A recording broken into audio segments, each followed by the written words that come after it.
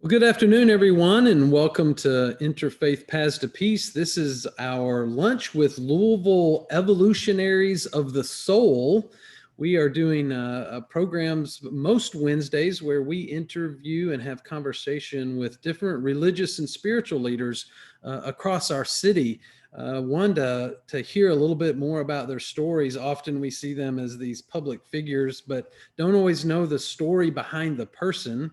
And the experiences behind their spirituality and their faith. And so I'm really excited today to have Jeanette Prince-Cherry, who's with the Louisville Zen Center. And I've run into her in a couple of different places and have been so appreciative not only of her presence, but her wisdom and thoughts, and thought, boy, she would be great to have lunch with, so to speak. So Jeanette, thank you so much for giving us some time today. And when we can actually do face-to-face lunches, I'll owe you a real lunch sometime. So thanks for doing a virtual lunch with us today. For those of you that are joining us on Facebook, welcome. You're welcome to put a question or a conversation a topic in, and we'll bring that in to the conversation with Jeanette as we get going. Well, Jeanette, let's jump in. First, if you would just introduce yourself a little bit and share a little bit of the time frame of your story, and then let's jump into some other questions. Thanks so much for being with us today. Well, thank you so much for the invitation. Let's see, I'll just give just a kind of a summary. I was born in 1967. Yeah, you can do the math.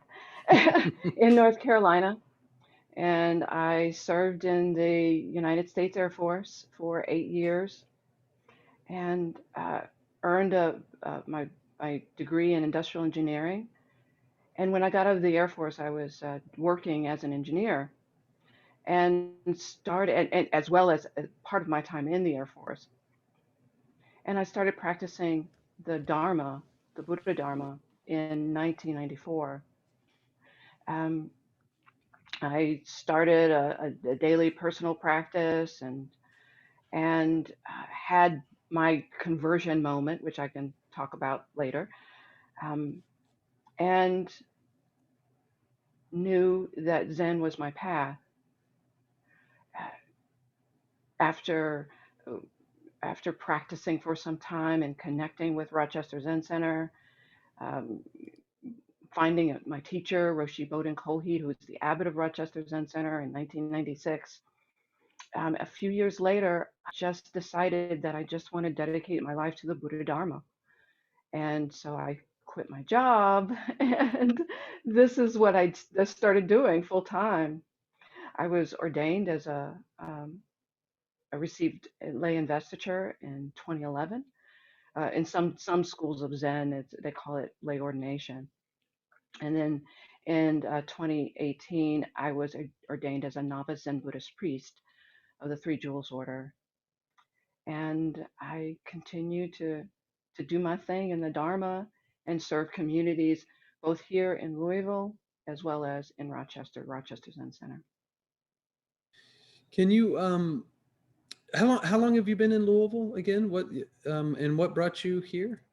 So when I first started practicing, when I left the Air Force, I came here. My husband had a job in Louisville, and this was 1993 is when we moved to Louisville, and then we were here for a couple of years, and we moved to Rochester, and we were there for a couple of years until we both it was kind of the bottom dropped out of the economy there, and we both lost our jobs there. And then he got a job back here in Louisville. So we moved back here in 1998, and Louisville Zen Center started as Louisville Zen Group as a city group in the following year in 1999. Yeah, thank you. I would let's jump straight to you mentioned this idea of conversion, which is I came out of the Christian Presbyterian world, or actually the Baptist world, and conversion had an interesting concept there. Yeah, share about what was this conversion experience like to Buddhism or the Well, Buddha Dharma? well, I want to. You may want to share what the Buddha Dharma concept is as well. so Buddha is it has a couple of different meanings. Buddha meaning, in general, meaning awake, or when people refer to the Buddha, they're talking about that guy who lived 2,500, 2,600 years ago. So, so it's just it depends on the context. And then Dharma are the teachings. And so, referencing Buddha Dharma, I'm talking about the teachings of the Buddha or Buddhism. Good. Yeah. Thank you. And uh, how about this story of what it was like to convert to Buddhism? What did And you I, grow up in a different tradition or? yeah, I grew up Southern Baptist. And so, and I'm trying to use terms that people may be more familiar with. Um, this was back in 1994, and I had been practicing meditation for about 6 months. And and was here living in Louisville and had read all of the books on meditation in the library, in the public library, which wasn't that many at that time. And I had been uh, avoiding any of the Buddhist books. There was lots of Buddhist books on meditation, and I was avoiding that because I identified, even though I wasn't practicing Christian, I still identified with that and identified as that too. And I didn't want to, step on any like Christian toes by reading any Buddhist books. But after a bit of that and feeling that resistance, it felt very unhealthy. And so I decided to, grab a book, the most Buddhist book that I could find at the library. It was called What the Buddha Taught by Walpola Rahula. So I grabbed this book from the main library, took it to the librarian, and this is what I imagined happened, because that's where, they would manually check out the books at that time. And so I hand this to the librarian to check out. And what I saw all this judgment. She looks, I handed it to her upside down, because that's where the back page of the little card was. I handed it to her. She turns it over, she looks at it and goes, mm, and then checks it out and hands it to me. And I was like, oh, and I was trying to avoid that. So whether that really happened or not, I don't know, but that is what happened in my head. And so I started reading this book and I recognized myself in the words. One of the ideas was that of dukkha, of, of it's commonly translated as suffering, but suffering seems a bit always feels a bit extreme to me. Suffering seems like, oh, woe is me, and that's not what I was feeling. So it's more dissatisfaction or unsatisfactoriness. And I'd heard this analogy of dukkha as this wheel with an axle, and it's not rolling right, that the fit isn't quite right. And immediately came to mind the image of the grocery carts. We've all had that experience of grabbing a grocery cart at the grocery store, and you're trying to get your groceries and the cart won't behave the way you want it to. So you could be rolling along and it'll catch, and then you roll on and the wheels will catch, or you're rolling along and if you go more than a crawl, it'll start to shake. Or you need to go right and it pulls left and you're having to struggle with it all the whole time that you're in the grocery store. Now, we can we can buy our groceries. We can snake our way through the grocery store and grab all our groceries that we need. We go from one end to the other with a grocery cart like that. We can check out, load our stuff, we can function. We can load our stuff into our car, so we can function with a grocery cart like that, but it's a struggle. And it's described my life, described my mind, and it was like, oh my gosh. So that was my conversion moment, was this aha moment. Boy, I'm I'm Buddhist. Who knew? So that was it. Yeah. Yeah, I love that story.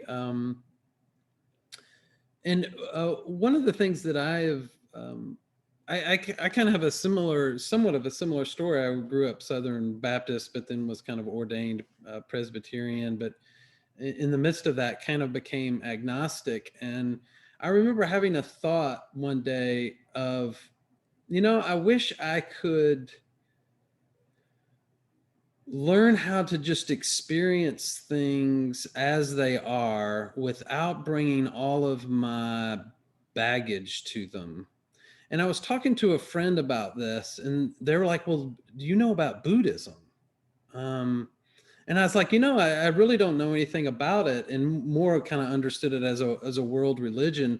But then I started reading some about it, and that's exactly, they give these practices about how to just experience things without being so controlled by my head. I mean, I grew up Presbyterian, and I love thinking the way Presbyterians have been academic and, have thought all these really cool things. And I like those things. But then I realized I was identifying reality with thoughts.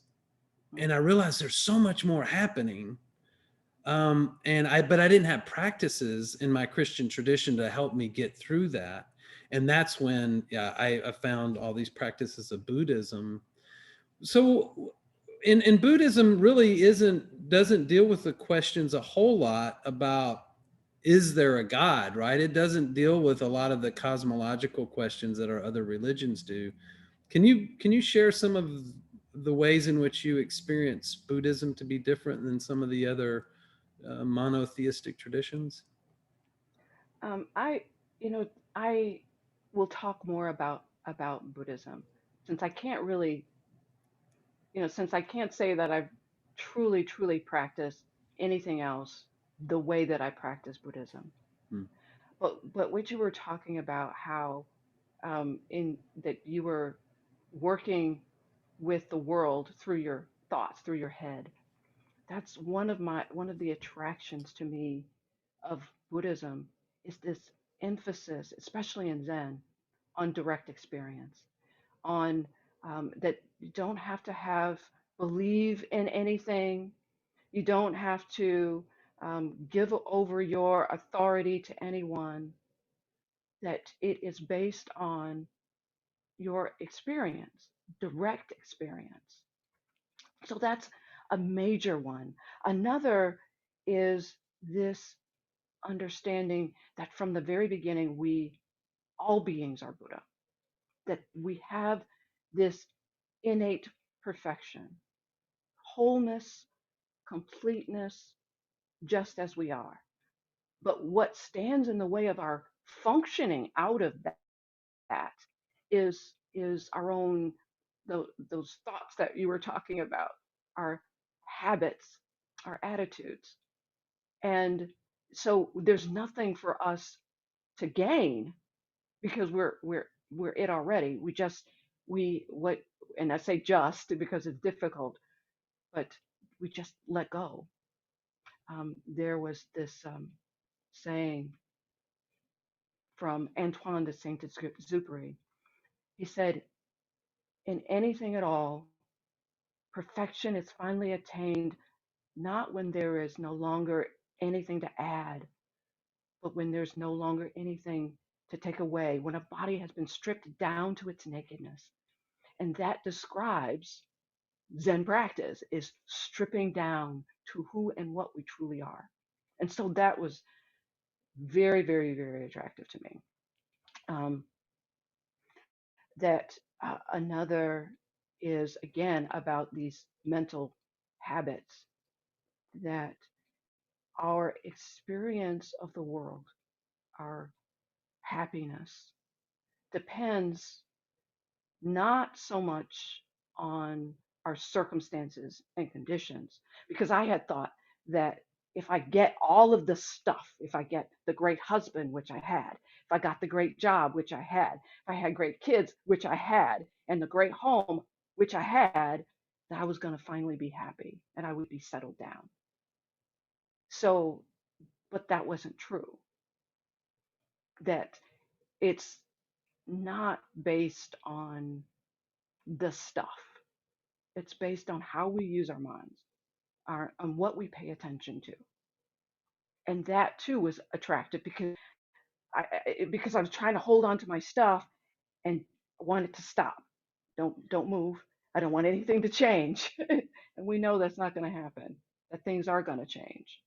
And so now, so with the Buddhist teachings and the practice, I can allow things to be what they are, and it's more of an inner world that I'm working with rather than the external world. Yeah, I love that. Can you help distinguish the different kind of denominations in Buddhism, and you specifically practice Zen Buddhism? Can you help distinguish that from other types and forms of Buddhism? Yeah, so there are two main streams. There's Theravadan Buddhism and Mahayana Buddhism. And Theravada means that it's the way of the elders. And so that is, a- as I understand, I've never practiced that. They are practicing the the form of Buddhism that maybe that the Buddha himself practiced. And then there's Mahayana Buddhism.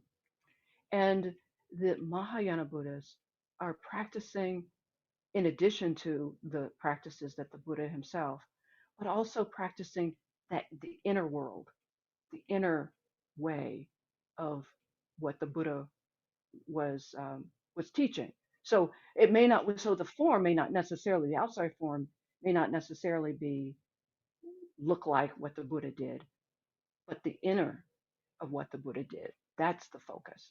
And so within Mahayana Buddhism, there are different streams of different types of Buddhism. So there's Zen, there is Vajrayana Buddhism or Tibetan Buddhism. We have the Tibetan Buddhist place here. There is Pure Land Buddhism. And so those are some of examples of Mahayana Buddhism. So the type of Mahayana Buddhism that I practice is Zen. That's what I know about. That's what I can talk about. And can you describe what are some of the meaningful for you, the meaningful practices of Zen? What do you really, um, what do you have found meaningful about the specifics of Zen and Zen practice? So Zen, and so maybe some of the people watching this may not know this, but Zen is a Japanese word that means meditation or absorption or something like concentration. It's the meditation school of Buddhism in which sitting and moving meditation are the predominant practices. However, people don't have to be Buddhist to practice Zen because it's a practice. Um, Zen isn't just about this meditation, foremost meditation that people may be familiar with. It's also about extending that mind of meditation, that mind of stabilized awareness into our everyday lives. But the sitting forms the foundation. That formal practice that we do, it's that one can't one can't possibly carry this stable, aware mind out into our everyday lives without having that firm foundation of a sitting practice. It's difficult enough to maintain the practice in stillness. And so to think that one can do it in activity without the stillness is I think is folly. I think um, the premise is that most people are divided in body and mind most of the time. So our bodies are doing one thing while our minds are doing something else. And in Zen, we are cultivating the ability to be present, our bodies and minds unified. So our bodies are doing this thing, and we are avoiding our minds being hijacked by something and going off in some other direction. Uh, it's the present is the only place where our life happens.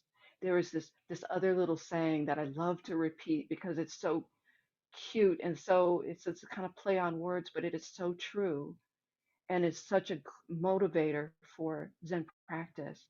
The saying is, the past is history, the future mystery, the now is a gift. That's why it's called the present.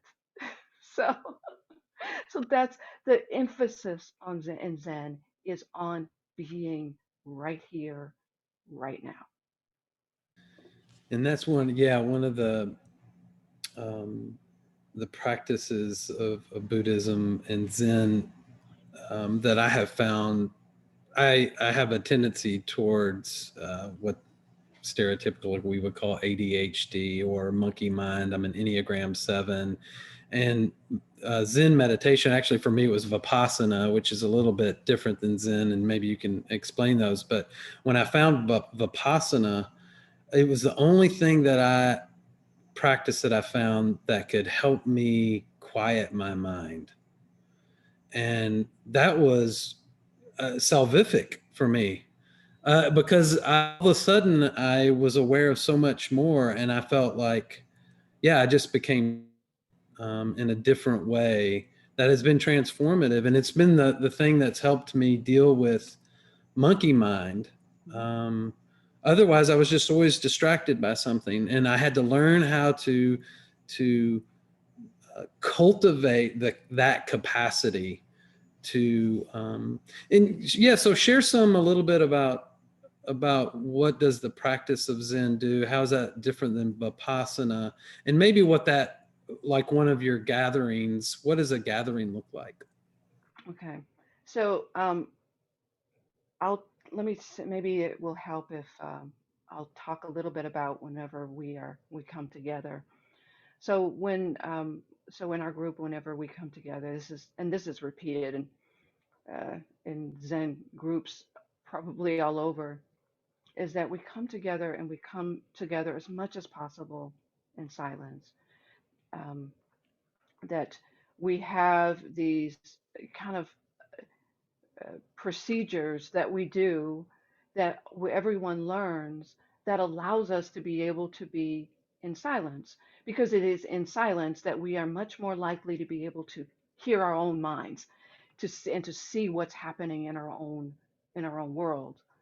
And so we come together in silence, and it is the instruments that tell us what to do. So, just like, so there will be a 5 minute warning gong that says, that, and everybody hears that that's when the silence begins.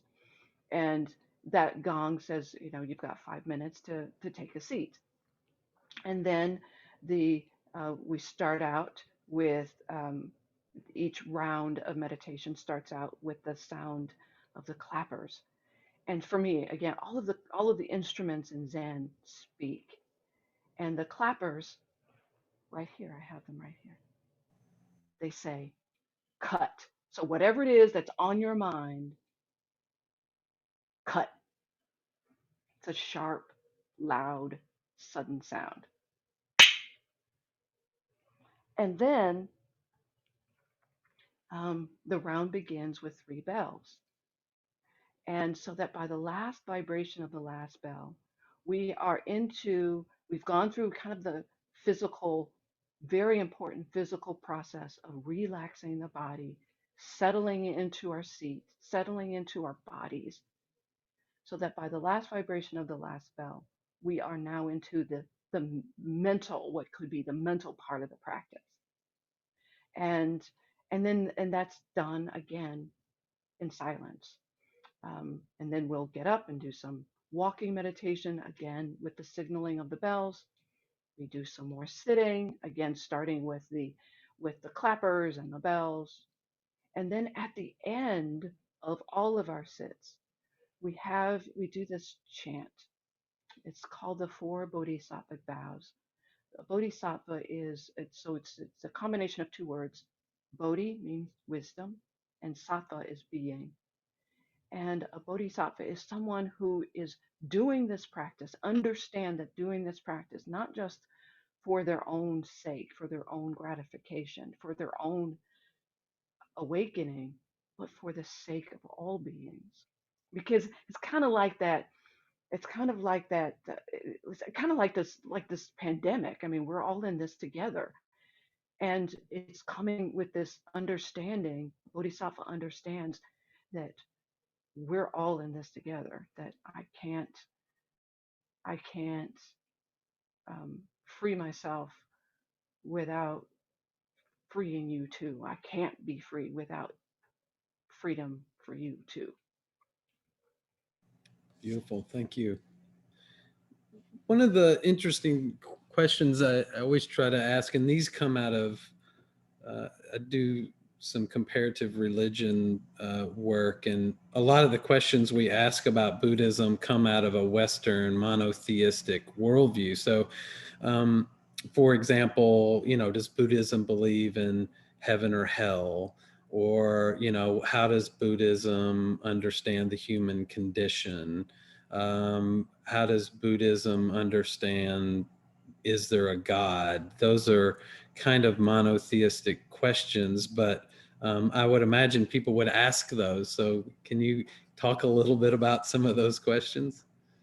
I think so. Part of it is that because of the perspective that those questions come from, that there sometimes it's just like it's not applicable, you know.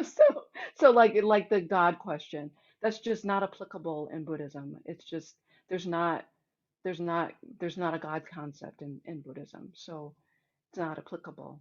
Um, what was the one of the other ones? Well, the other one was like, do they believe in a heaven or hell, or what's the Oh, path of that's an interesting. salvation, or all of those kind of Southern Baptist That, questions?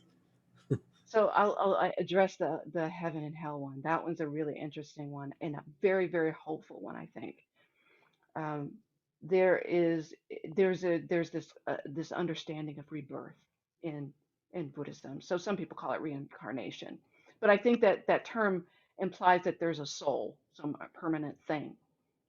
And so I use the term rebirth because there isn't considered to be anything permanent in Buddhism. There's nothing that that doesn't change. There everything changes.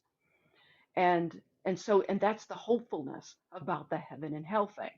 And so in Buddhist cosmology, there are considered these uh, realms of unenlightened existence. So you die, you can be reborn as, of course, you can be reborn as another human being, or you could be reborn as an animal, or reborn as whatever. But there's also psychological states in these realms of unenlightened existence can be considered psychological states or states of being. Um, there are six of them. Okay, see if I can remember. There's hell, which is the lowest, hungry ghosts and thirsty spirits, animals, fighting demons or warlike critters, people that are, or even people that are um, in war torn countries, um, humans and devas or heavenly beings. So there, yeah, there's heaven and there's hell. And hell, the beings that are in hell are experiencing excruciating conditions, whereas heavenly beings are experiencing the most wonderful the ease, luxury. I mean, say movie stars, um, but it's impermanent. It's going to change. So those those that are experiencing hell, they may not stay in hell, or they may move to a different hell in the next lifetime. Or if we're talking from a psychological perspective, with the next thought, be moved to a different perspective. So it's not permanent. So that's the hopeful part because I mean, I don't know about you. I when I was a kid and I'm raised Southern Baptist, I did some stuff, and if I had died, I'd have gone to hell, and I would still be there a gazillion years from now. Whereas whereas in the Dharma, if I died and I say I landed in hell, I may not stay there. That's very hopeful to me. So, so there's hope of us despite whatever we might have done in the past. And also for those who may be, riding on their high horses and thinking, yeah, I got this, in the future, you might not.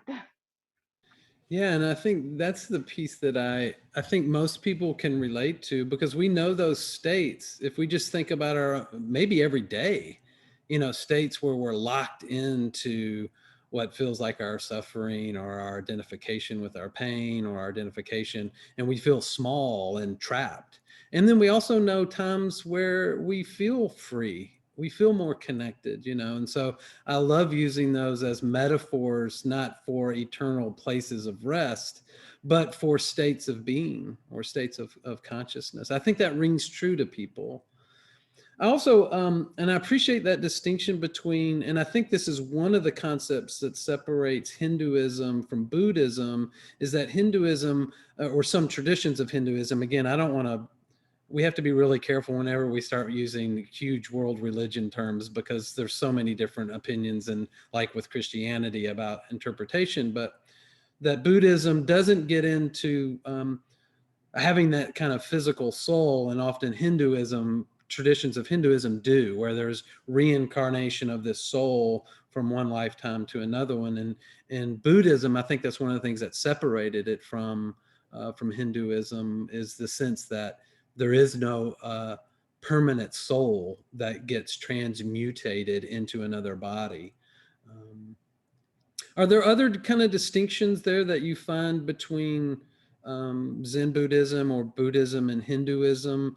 Uh, Also, a lot of people don't realize that Buddhism came out of Hinduism. It was kind of like Christianity emerged out of Buddhism, in the sense that the Buddha or Siddhartha was what would have been considered Hindu, although I think we have to be very careful with that term these days. But can you reflect on some of that and help us understand?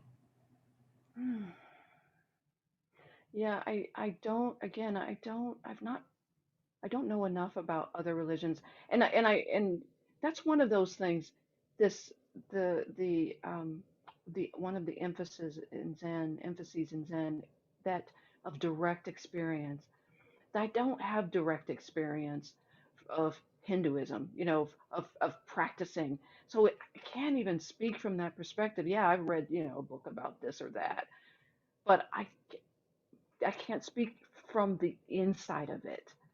Just like in Christianity, yeah, I practiced Christianity as a kid. I grew up Southern Baptist, and I actually did some intentional practice, as an adult. But for most of my time, most of my adult life, I've practiced. Oh my gosh, I just realized that half of my adult life, with my birthday this year, has been practicing Zen. And so, so pretty much anything before that, I can't say that I have given it the same kind of dedication as I have with Zen. So I'll refrain from trying to make any comments about any other religion. Well, and I think that's the power of Zen is, well, and what the Buddha, encouraged everybody to come back to their awareness of something rather than some kind of doctrine that you're carrying over. Um, Talk about and I think this is a Zen koan or a Zen concept. If you meet the Buddha on the road, kill him. Uh, Or can you explain a little bit more about what that is about? um, I will say, just say a few things about about koans. Koans are, they seem to be on the surface paradoxical statements, and they're usually between masters. These are usually ancient stories between two masters, or a master and a student, or two students, and they allow us to recognize the boxes that we put ourselves in. And so this one is the one that you just said. That's not one that we use as a koan in our tradition, though I do understand some traditions do. Is when you meet the Buddha, kill the Buddha. And as I understand that, it is, see an example. Um, when and many people, whenever they are, and it's especially true in our meditation practice, people will in their meditation practice quite accidentally, just by doing their practice, enter these very these blissful states, or those states where, as you talked about, is feeling very, very connected, and then they try to repeat that, and we'll manipulate our minds or manipulate our practice to try to grab back, to get back to the state that we were in. And but the thing is that that state comes about, first of all, that's our nature, so there's nothing to grab for. But but but we but we uh, we achieve that through letting go and doing that unexpectedly. This understanding of, when you meet the Buddha, kill the Buddha. It's a similar sort of understanding that if we meet something that we think is what we're looking for, because we decide what that is. We've decided this, that I want this th- I want it to look like this. I want it to act like this. Then we killed not this outside thing, because understanding that Zen practice isn't about stuff going on out there. It's about what's going on in here. That if we think that we encountered something that we are looking for, then that tells us that we've put ourselves into a box. That maybe the Buddha is much more than what we think. And in fact, that is um, is could be used as an understanding of, of of our practice. It's not what you think. That's, summarizing the whole practice of Zen. It's not what you think. So if you meet the Buddha, kill the Buddha. Again, not killing someone, but to dissolve whatever it is, limitations that makes us think that what this and that are the same. One of the things that I like to ask spiritual leaders to reflect on is, what's been a challenging or a difficult time in your life, and how did your practice hold you through that, or how was it meaningful in your own journey? Um, I think probably the most difficult thing I have ever experienced was the loss of my husband. My husband died 10 years ago. And and in fact, he died. um, I had just received investiture as a novice, and it was, I was in a retreat. It's in middle of the retreat, called home, and he didn't answer. And I know that he would have wanted to hear how how the ceremony went.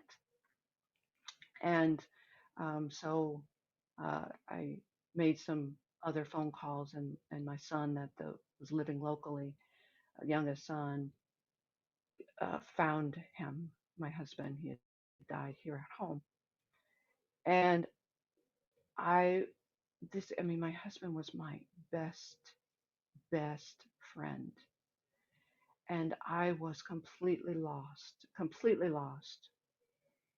uh, except there was this tiny little seed. I, even after so many years of practice, I didn't know why I had sought investiture. I didn't know why I was practicing. I didn't know anything except there was this little seed. It was like a tiny little light at the end of the tunnel. There was once in my life, I've only been once, where I nearly fainted. I was in the Air Force. I was doing standing for this ceremony in the Air Force, and everything had slowly gone dark. And all I saw was this little bit of light, teeny light, a little pinprick of light. And so I kept focusing on that pinprick of light to make sure that I didn't faint because, bad things would have happened if I had fainted, or I thought would have happened. And so by focusing on that pinprick of light, I was able to come out of that state. And it was similar with the death of my husband. There was like this little, out of a complete darkness, there was this little pinprick of light. And it was the practice itself is what expanded that light, because that light was um, the present moment. Um, the sitting and the moving meditation, this meditation of everyday life, of being back and keep returning back to my body, that is what expanded that light and allowed me to move through my grief. Um, that was that was another thing that convinced me about the power of the Buddhist teachings. I can't imagine. I can't imagine what my life would it have been like without that, and especially that particular event in my life. Well, thank you for sharing the vulnerability of that and yeah, the beauty and power of that story. Thank you. Can you talk some about the difference between being detached and being unattached? That seems to be one of the challenges that comes up in people thinking, oh, I need to detach from things versus what does it mean to be unattached to things? And I sense that Buddhism has really good language or is helpful around that difference. Yeah, I think so. I'll try to differentiate between being attached, and I think we know what attached, and it's a feel for me. It's a feel, and attachment feels to me, it's limiting. Makes me feel small. It's like you got your claws in something, whether it is a possession or a person or an idea. It's very, very limiting and very tight. And so there's that attachment. And whenever I hear people talk about detachment, to me it sounds like what they're talking about is trying to trying to pry their claws away from, that they're trying to remove themselves from this thing that they're attached to. And non-attachment in Buddhism, it is it is not it is not being attached, nor is it a rejection. It is allowing things and ourselves to be as they are. It is allowing things to be as they are, not how we want them to be, not rejecting it, but allowing it to be as they are. And we practice that. One way that we practice that is in our zazen and in Zen meditation, and that we sit with eyes open, but they're lowered, and they go out of focus because relaxing everything is so important. So we're not sitting with our eyes wide open. We're not looking at anything, but because our eyes are open and they're lowered, we can still see stuff, but we're not looking at anything, nor are we closing our eyes.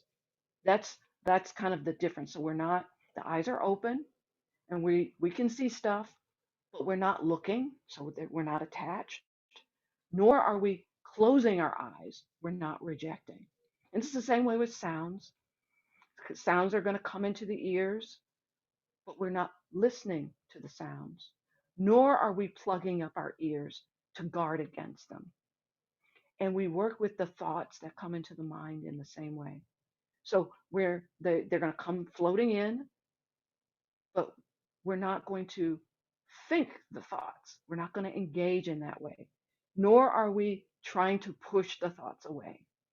So we get a lot of practice in the practice of non-attachment in our, just in our meditation practice, and we can take that same attitude and that same body feel, because this practice is a physical practice, and we know what attachment feels like, and we know the relief of detaching from something that we've been attached to, and this, we know that neutral feeling of non-attachment. That's a beautiful description of that. Thank you. Yeah, and found that very helpful.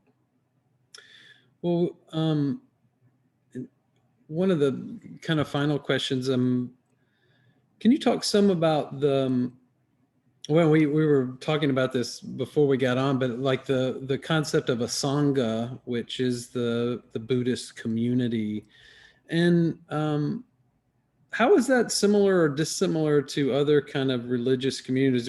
You work with the Zen Center, but they're also called temples or Sangha. Can you talk about like what is the life of a Sangha like? I mean, you have other ways in which you practice community and care for each other. And what's your role in kind of organizing communal life and communal rituals or gatherings that you all have? Can you speak some of that? So as just as group leader of Louisville Zen Center, that means I facilitate the activities. I help make things happen. It doesn't mean that I'm more spiritually developed than anybody else in our community in the Sangha, but that I am willing to make things happen, to help make things happen. And then and the Sangha itself, just so that people know, Sangha, it means it's a community. It means a community. And originally it was the group of male monastics surrounding the Buddha, and then that got expanded to the female monastics, so the nuns that were surrounding the Buddha during the Buddha's time, and then eventually that definition expanded to lay people, lay men, lay women, and then in our own time, or later times at least, it has expanded to anybody, seriously practicing, seriously working on themselves, and it has even expanded to all sentient beings, or to all everybody and everything. But for our purposes, we'll we'll just put these a dotted line around people that are practicing within a particular community. Um, and Sangha is a big deal. Sangha is a community is a big deal. Um, Spiritual friendship is a big deal. Um, Ananda, who's one of the disciples of the Buddha, was was having a conversation with the Buddha, and he'd said something like, he said, spiritual friendship is half the spiritual life. And the Buddha said to him, "Say not so, Ananda, say not so. Spiritual friendship is the whole of the spiritual life." And and it's that way because we are all on the same path. And in many ways, I feel closer to the members of the Sangha, the people that I practice with, than to members of my own family, because we are open and revealing. We are getting naked, not literally, spiritually. We are exposing ourselves in this way with each other.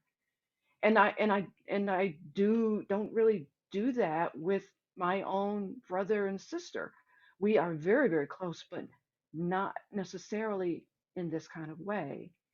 And it doesn't matter, like just like siblings, there may be people that you may or may not get along with, but it's in within the Sangha, but we are all on the same path, and we are all supporting each other, and we get to test our chops with each other, with our spiritual fortitude with each other.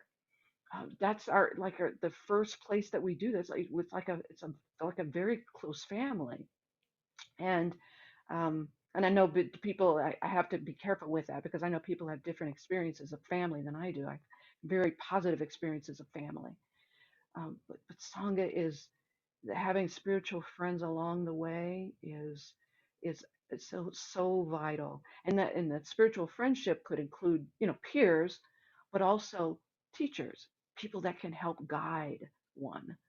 There's nothing, I mean, it's like we all I think probably most people with a cell phone uses Google Maps to try to get around.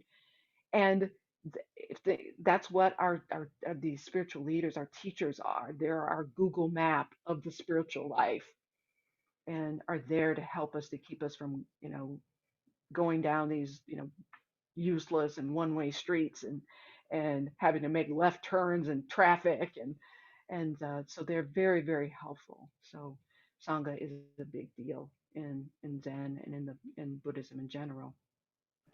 That's a beautiful description of that. And that's one of the, from a sociological or even a personal experience, one of the things that I think people are craving these days are communities of practice, places where they can belong. And I always love the phrase, the next Buddha or the next Christ won't be an individual, it will be a collective. Mm, Because I really feel like in communities of practice, there is this transmission. It feels like there is a feeling state when people are meditating together, or people are worshiping together, or they're singing praise songs.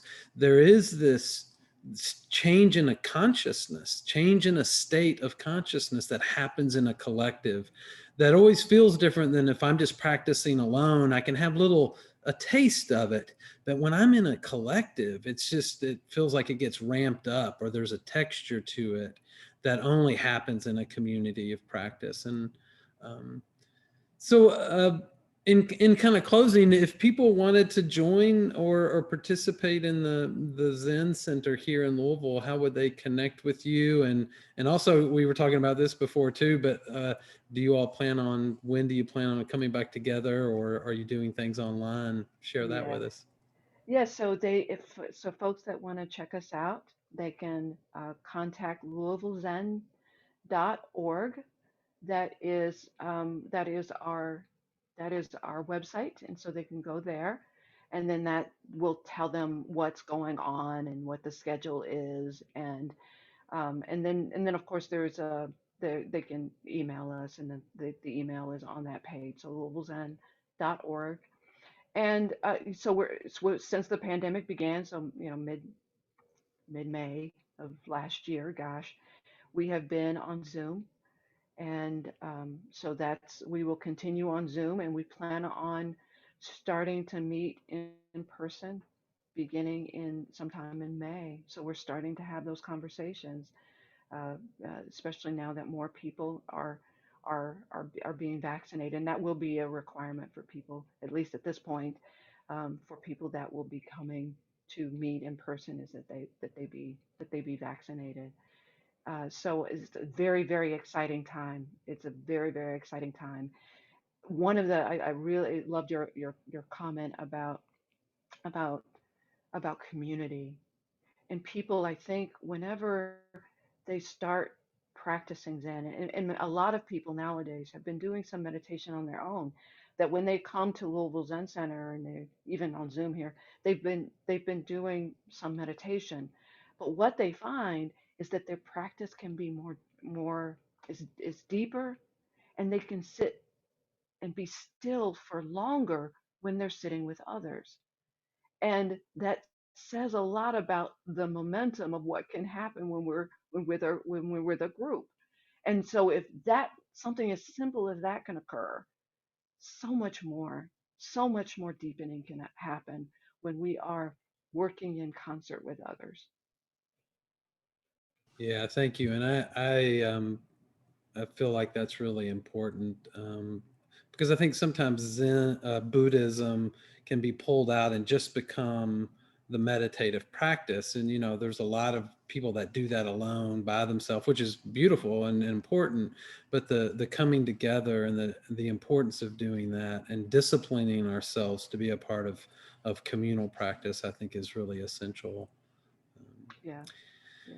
Jeanette, I just deep bow to you, in your presence, your wisdom.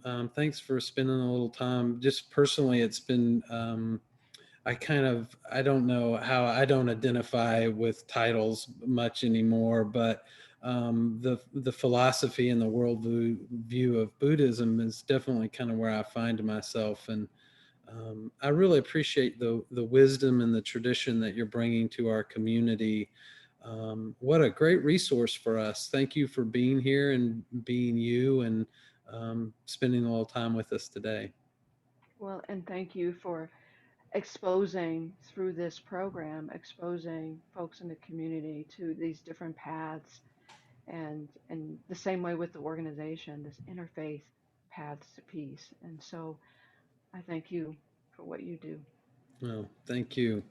For those that have been listening today, thanks so much for being with us. And check back. You can check this out on the our YouTube page and our Facebook page, as well as our web page. And join us again. I don't think people know of all the really amazing religious and spiritual leaders. I do believe. It feels like there is a spiritual energy to Louisville, and a lot of that has been because of great practitioners and communities that practice here. And so it's good to be in Louisville. And Jeanette, you remind us that of the beauty of all of these different traditions. Thanks for being with us today, and thank the rest of you all for being with us. And come back on Wednesdays and hear more interviews with Louisville soul evolutionaries. Thank you all. Peace. Thanks, Jeanette. Thank you.